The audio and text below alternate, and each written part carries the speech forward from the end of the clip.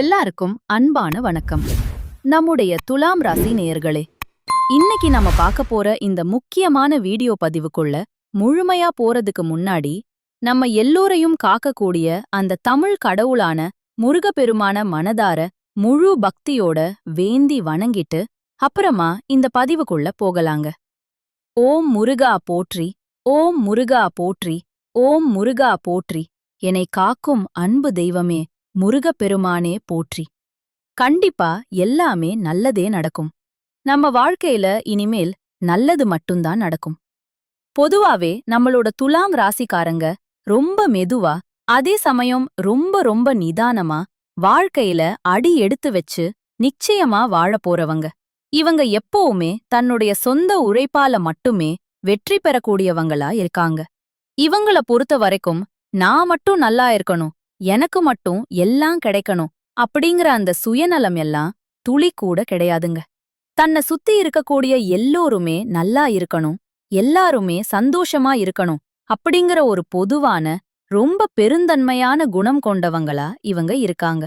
சொல்லப்போனா ஒரு தாயை போல மத்தவங்க மேல அன்பு காட்டக்கூடிய ஒரு தூய உள்ளம் கொண்டவங்களா இவங்க வாழ்ந்துகிட்டு இருக்காங்க. குறிப்பா சொல்லணும்னா, வில்லிலிருந்து புறப்பட்ட அம்பு எப்படி தன்னுடைய இலக்கை நோக்கி சரியா பாயுமோ அதே போல இவங்களுடைய குறிக்கோள் எப்பவுமே தவறாம இருக்குங்க. இவ்வளவு அருமையான நற்குணங்களைக் கொண்ட எங்கள் அன்புக்குரிய துலாம் ராசிக்கார அன்பர்களே, எல்லாரும் எப்படிங்க இருக்கீங்க? வீட்ல எல்லாரும் நலமா சௌக்கியமா இருக்கீங்களா? எனக்கு நல்லாவே புரியுதுங்க. உங்க மனக்குமுறல் எனக்கு கேக்குது. எங்கம்மா, நீங்க வேற எங்கள பார்த்து இப்படி ஒரு கேள்வி கேக்குறீங்களே? நாங்க எங்க அம்மா நலமா இருக்கோம்.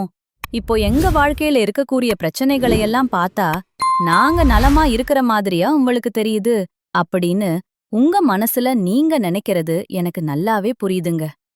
துலாம் ராசிக்காரர்களே, தயவு செஞ்சு கலங்காதீங்க. உங்க வாழ்க்கையில இப்போ இருக்கக்கூடிய இந்த கஷ்டமான சூழ்நிலை எல்லாமே இனி வரக்கூடிய காலங்கள்ல பனி போல மறைஞ்சு போக போகுதுங்க. உங்க மனசுல நீங்க என்னென்ன ஆசைகள் வச்சிருக்கீங்களோ, என்னென்ன கனவுகள் கண்டு வச்சிருக்கீங்களோ அது எல்லாமே இனிமே ஒவ்வொன்னா நிறைவேறப் போகுது. நீண்ட நாட்களா திருமணம் ஆகாதவங்களுக்கு அந்த திருமண தடை எல்லாமே முழுசா நீங்கி கூடிய சீக்கிரமே கெட்டி மேளம் கொட்டக்கூடிய பாக்கியம், அதாவது திருமணம் நடக்கப் போகுதுங்க. அதேபோல திருமணமாகி பல வருடங்களாகியும் குழந்தை பாக்கியம் இல்லாதவர்களுக்கு இனி அழகான குழந்தை பாக்கியம் கிடைக்கப் போகுதுங்க. அது மட்டும் இல்லாம பூர்வீக சொத்து ரீதியாக, அதாவது பரம்பரை சொத்து சம்பந்தமா இருந்த அனைத்து பிரச்சனைகளுக்கும் ஒரு நிரந்தரமான தீர்வு கிடைக்கப் போகுது. உங்களுக்கு வரவேண்டிய அந்த பூர்வீக சொத்து எந்த தடங்களும் இல்லாம இனி பத்திரமா உங்க கையில வந்து சேரப்போகுதுங்க. இனிமே நீங்க புதுசா நிலம் வாங்க போறீங்க, சொந்தமா கார் வாங்க போறீங்க. மொத்தத்துல சொல்லணும்னா உங்க வாழ்க்கையே ஒரு அருமையான பொற்காலமான வாழ்க்கையாக மாறப்போகுது. அது மட்டும் இல்லாம ஏதோ ஒரு காரணத்தால உங்களை விட்டு பிரிந்து சென்ற உறவுகள் எல்லோருமே இனி வரக்கூடிய காலங்கள்ல அவங்களாவே மனசு மாறி உங்களை தேடி வரப்போறாங்க. ஆக மொத்தம் உங்க வாழ்க்கையிலிருந்த அனைத்து பிரச்சனைகளுக்கும் ஒரு நல்ல தீர்வு கிடைக்கக்கூடிய மாதமாக உங்களுக்கு இந்த மாதம் அமைஞ்சிருக்குதுங்கிறத நீங்க மனதார நம்புங்க. நம்மளுடைய துலாம் ராசிக்காரங்களுக்கு வாழ்க்கையில் நடக்கும் எந்த ஒரு நல்ல விஷயமும் பெரும்பாலும் ஒரு நண்பரால் தான் நடக்கும். ஆனா ஒரு சின்ன எச்சரிக்கை, துலாம் ராசிக்காரர்களின் நட்பு எப்பவுமே ஒரு தேவைக்காக மட்டுமே இருக்கணும். எல்லா நேரமும் எல்லா விஷயத்துக்காகவும் நண்பர்களுடன் அதிகமா சேர்ந்திருக்க கூடாது. அவங்க கிட்ட அளவுக்கு அதிகமா நெருக்கம் வேண்டாங்க. ஒரு உதவி முடிஞ்சதுமா இல்லையா தேவைப்படும்போது மட்டும் கூப்பிடுங்க என்று நாசூக்கா சொல்லிடுங்க. இது ஒண்ணு மட்டும் உங்க வாழ்க்கையில உங்களுக்கு பெரிய பலத்தை ஏற்படுத்துங்க. அடுத்ததா ரொம்ப முக்கியமான விஷயம், துலாம் ராசிக்காரங்க வீட்ல கண் திருஷ்டியோ இல்ல கெட்ட சக்தியோ இருந்தா அது முதல்ல உங்களுடைய உடலை தான் பாதிக்கும். இதனால உடல் ரொம்ப பலவீனமாகி எந்த ஒரு வேலையும் செய்ய முடியாத சோர்வான நிலை ஏற்படும். அதனால தயவு செஞ்சு கெட்ட எண்ணம் கொண்டவர்களை உங்க வீட்டுக்குள்ள அனுமதிக்கவே அனுமதிக்காதீங்க. ஏன்னா அவர்களின் அந்த தீய குணங்கள் நிச்சயமா உங்களை பாதிக்கும். நல்ல மனசு இருக்கிறவங்கள, நல்லவர்கள மட்டும் உங்க வீட்டுக்குள்ள விடுங்க. கெட்டவர்கள் உங்க வீட்டுக்கு வந்துட்டு போனாலே அங்க கெட்டது நடக்குங்க. அப்படி உங்களுக்கு மனம் பாதிக்கப்படும்போது இல்ல சோர்வா இருக்கும்போது உடனடியா வீட்ல லக்ஷ்மி பூஜை செஞ்சிருங்க. சுமங்கலி பூஜை உங்க வீட்டில செய்யறது ரொம்ப ரொம்ப நல்லதுங்க. அதே போல மகாலட்சுமி எந்திரத்த முறையா பூஜை செய்து உருவேத்தி நீங்க வாங்கி வைக்கணும். ஓம் ஸ்ரீ முருகா நமக அப்படிங்கிற இந்த சக்தி வாய்ந்த மந்திரத்த தினமும் நீங்க சொல்லிட்டு வாங்க. வியாழக்கிழமைகள்ல வீட்ல மஞ்சள் தண்ணீர் தெளித்து வீட்ட முழுசா சுத்தம் செய்யுங்க. வெள்ளிக்கிழமை காலையில தவறாம கடவுளை வழிபாடு செய்யுங்க. கண்டிப்பா உங்க வாழ்க்கையில நல்லது தாங்க நடக்கும். அதுபோல ஒவ்வொரு அமாவாசை அன்னைக்கும் தவறாம வீட்ல பூசணிக்காயை உடைக்கணும். அந்த பூசணிக்காயில கொஞ்சம் குங்குமம் பச்சை கற்பூரம் போட்டு வீட்ட சுத்தி வாசல்ல உடைக்கணும். அப்படி பூசணிக்காய் உடைக்க முடியாதவங்க தேங்காய் உடைக்கலாம். அதுவும் முடியலைனா வாசல்ல கற்பூரம் ஏற்றி மனதார வழிபடலாம். இப்படி நீங்க தொடர்ந்து செஞ்சீங்கன்னா உங்க வீட்ல உள்ள கெட்ட சக்திகள் எல்லாமே விலகி ஓடி போயிருங்க. நிச்சயமா உங்க வீட்ல இனி அந்த கெட்ட சக்திகள் வரவே வராதுங்க. உங்க வீட்ல எப்பவுமே ஒரு வசீகர சக்தி இருக்கணும்னா ஓம் முருகா போற்றி அப்படிங்கிற மந்திரத்தை தினமும் சொல்லிக்கிட்டு வாங்க. இந்த மந்திரத்தை நீங்க சொல்வதன் மூலமாக நீங்க அறிஞ்சோ அறியாமலோ செஞ்ச பாவங்கள் எல்லாமே விலகி போயிரும். உங்க மனம் ரொம்ப சுத்தமா தெளிவா மாறிருங்க. உங்க வாழ்க்கையும் ஒரு சொர்க்க வாழ்க்கையா மாறி போயிருங்க. நிறைய பேர் எங்க குலதெய்வம் எங்கேயோ இருக்குது, என்னமோ இருக்குது, குலதெய்வம் எதுனே தெரியல அப்படின்னு வருத்தப்படுவீங்க. அப்படி நீங்க நினைக்க வேண்டாங்க. நீங்க எங்க இருந்தாலும் பரவாயில்ல, உங்க வீட்ல ஒரு தீபம் ஏத்தி வச்சு அந்த தீப ஒளியில தெய்வங்கள் குடிக்கொண்டிருக்காங்க அப்படின்னு நினைச்சு வழிபாடு செய்யுங்க.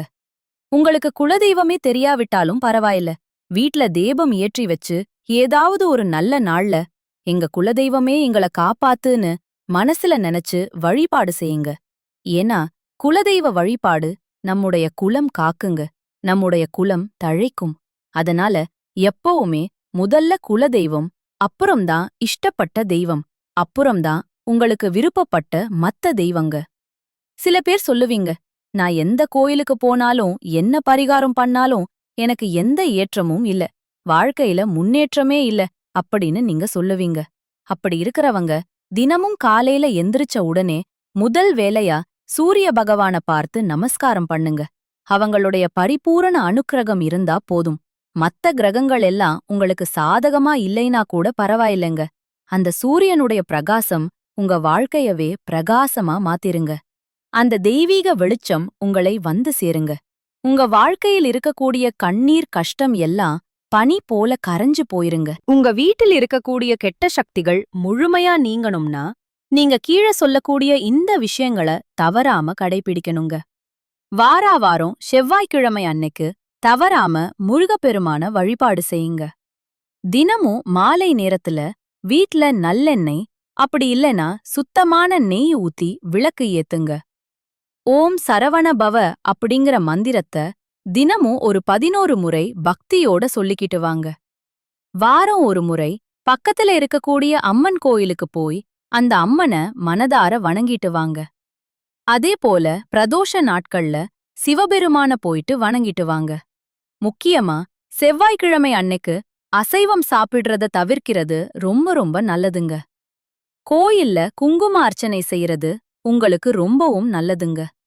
வீட்லல எப்பவுமே கொஞ்சம் வேப்பிலைய வச்சிருங்க. இது கெட்ட சக்திய விரட்டும். நவகிரகத்துல செவ்வாய் பகவானுக்கு வழிபாடு செய்யுங்க. வீட்ல கண் திருஷ்டி போக ஒரு திருஷ்டி பொம்மைய வாசல்ல தொங்க விட்டுருங்க. செவ்வாய்க்கிழமைகள்ல முடிஞ்ச வரைக்கும் சிவப்பு நிற உடை அணிஞ்சுக்கோங்க. நெற்றில எப்பவுமே குங்குமம் சந்தனம் வச்சுக்கோங்க. வலது கையில ஒரு செம்பு காப்பு போட்டுக்கோங்க. இது உடம்புக்கு ரொம்ப நல்லது. வாரத்துக்கு ஒரு முறை கொஞ்சம் கடுகு உப்பு வச்சு உங்களுக்கு நீங்களே திருஷ்டி சுத்தி போட்டுக்கோங்க. வீட்ட தினமும் சுத்தமா சுகாதாரமா வச்சுக்கோங்க. உடைந்த கண்ணாடி துண்டுகளோ பழைய உடைந்த பொருட்களோ இருந்தா தயவு செஞ்சு அதையெல்லாம் உடனே வீட்டிலிருந்து அகற்றிருங்க. நீங்க வெளியே எங்கேயாவது போறதுக்கு முன்னாடி உங்க இஷ்ட தெய்வத்தை மனசுல நினைச்சிட்டு கும்பிட்டுட்டு வெளியில கிளம்புங்க. காரியம் ஜெயமாகும். சரியான நேரத்துல, அதாவது உறங்குற நேரத்துல சரியா உறங்குங்க. காலையில எழுந்ததும் வெறும் வயிற்றில கொஞ்சம் வெந்நீர் குடிங்க. வாரத்துக்கு ஒரு நாளாவது நல்லெண்ணெய் தேய்த்து தலைக்கு குடிங்க. முக்கியமா கோபத்த எப்பவுமே கட்டுப்பாடோட வச்சுக்கங்க.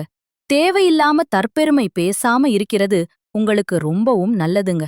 எல்லோர்கிட்டயும் உங்களுடைய எல்லா ரகசியத்தையும் பகிரக்கூடாதுங்க.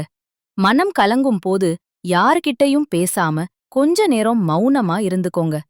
தினமும் குறைஞ்சது ஒரு 5 நிமிஷமாவது தியானம் பண்ணுங்க. தீய வார்த்தைகள பேசுறத முழுசா தவிர்த்துருங்க. எதிர்மறையான எண்ணங்கள் கொண்ட மனிதர்களிடமிருந்து எப்பவுமே கொஞ்ச தூரமா இருந்துக்கோங்க. பொறாமை, கோபத்தையெல்லாம் குறைச்சுக்கோங்க. பிறரை மதித்து பேசுங்க. தினமும் நன்றி சொல்லும் பழக்கத்த வச்சுக்கோங்க. செவ்வாய்க்கிழமை அன்னைக்கு சுண்டல் இல்லனா பச்சை பயிர தானமா கொடுங்க. வசதியில்லாத ஏழைகளுக்கு உங்களால முடிஞ்ச உணவு வழங்குங்க. பொன்னாங்கண்ணி கீரை, அகத்திக்கீரையை உங்களுடைய உணவுல அடிக்கடி சேர்த்திக்கோங்க. காரம் அதிகமா சாப்பிடாதீங்க. முடிஞ்ச வரைக்கும் காரத்தை தவிர்த்துக்கோங்க. வாரத்துக்கு ஒரு நாளு சமைச்ச உணவு இல்லாம பழம் மட்டும் சாப்பிடுங்க.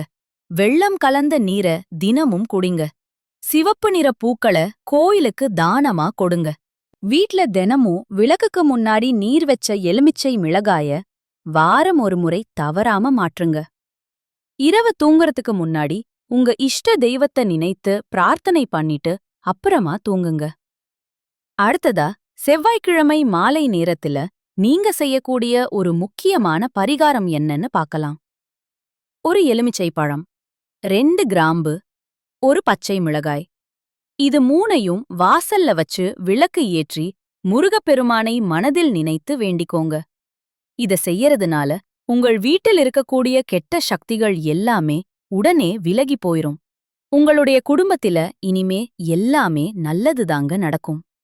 ஒருவேளை உங்கள் வீட்டில் தீய சக்திகள் இருந்தா நீங்க வீட்ல என்னென்ன தெய்வ புகைப்படங்கள வைக்கலாம் அப்படிங்கறத பத்தி இப்ப தெரிஞ்சுக்கலாங்க. காஞ்சி காமாட்சி அம்மன் தீய சக்திகளை அழிக்கக்கூடிய பெரிய சக்தி இந்த தெய்வத்துக்கு இருக்கு. இவங்கள வீட்ல வச்சா தைரியம் மற்றும் பாதுகாப்பு தரக்கூடியதா இருக்கும். காளி மற்றும் பத்ரகாளி கெட்ட சக்திகள் மற்றும் கண் திருஷ்டிய முழுசா விலக்க இது உதவுது. பயம் மற்றும் தடைகளை நீக்க இது உதவுது. மகாவிஷ்ணு மன அமைதி மற்றும் பாதுகாப்பு தரக்கூடிய தெய்வம் இவரு. எதிர்மறை எண்ணங்களை குறைக்கறதுக்கு இந்த தெய்வம் உங்களுக்கு ஒரு பெரிய பாதுகாப்பா இருக்கும். ஆஞ்சநேயர் தீய ஆவிகள் மற்றும் பயம் விலக நம்மளுக்கு ஆஞ்சநேயர் எப்பவுமே துணையா இருப்பாரு. வீட்டை காக்கக்கூடிய ஒரு காவல் தெய்வமா இவர் இருப்பாரு. பைரவர் இவரு இரவு நேரத்துல வரக்கூடிய எதிர்மறை சக்திகளை விலகக்கூடியவரா இருக்காரு.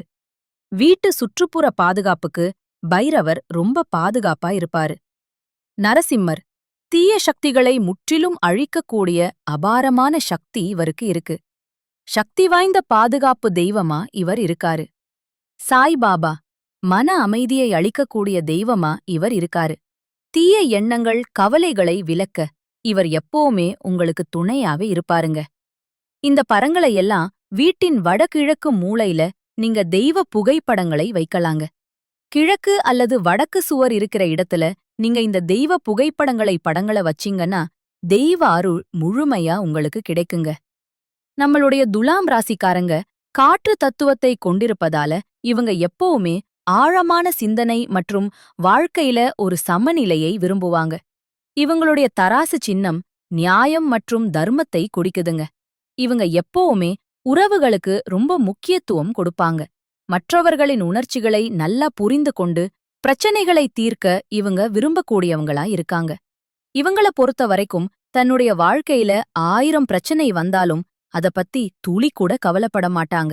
ஆனா தனக்கு நெருங்கிய உறவின் வாழ்க்கையில ஒரு சின்ன பிரச்சனை வருதுன்னு வச்சுக்கங்க, உடனே ஓடிப்போய் உதவி செய்யக்கூடியவங்களா இவங்க இருப்பாங்க. சுக்கிரன் சுபகிரகங்க. ஆனா அவர் அசுர குருவாக இருப்பதால வாழ்க்கையில சில சவால்கள் இருக்கலாங்க. இப்போ சுக்கிரன் கடகம் ராசிக்கு பெயர்ச்சி ஆகிறதுனால நம்மளுடைய துலாம் ராசிக்காரங்களுடைய வாழ்க்கையில சின்ன சின்ன மாற்றங்கள் வர வாய்ப்பு இருக்குதுங்க. அதனால கொஞ்சம் பார்த்து கவனமா இருந்துக்கோங்க. 10ஆம் இடம்ங்கிறது தொழில் ஸ்தானத்தை குறிக்குதுங்க. சுக்கிரன் நல்ல நிலையில இருந்தா கலை, இசை, அழகு சார்ந்த விஷயங்கள்ல நீங்க அதிகமா ஆர்வம் காட்டுவீங்க. சுக்கிரன் நல்ல நிலையில இருந்தா துலாம் ராசிக்காரங்க ரொம்ப அழகா இருப்பாங்க. கலை, இசை, அலங்காரத்தில இயல்பாவே ஆர்வம் காட்டுவாங்க. இவங்க எப்பவுமே அமைதியாகவும் நியாயமாகவும் நடந்து கொள்வாங்க. இவங்களுக்கு நண்பர்கள் எப்பவுமே அதிக லெவல்ல இருப்பாங்க. இனி வரக்கூடிய காலங்கள்ல வேலை, பயணம், பதவி உயர்வு, அரசாங்க ஆதரவு மற்றும் சமுதாயத்தில ஒரு பெரிய நல்ல பெயரெல்லாம் இவங்களுக்கு கிடைக்கும். கண்டிப்பா உங்களுக்கு நல்லதே நடக்கும். நல்லது மட்டும்தான் நடக்கும். நம்பிக்கையோடு இருங்க. நன்றி, வணக்கம்.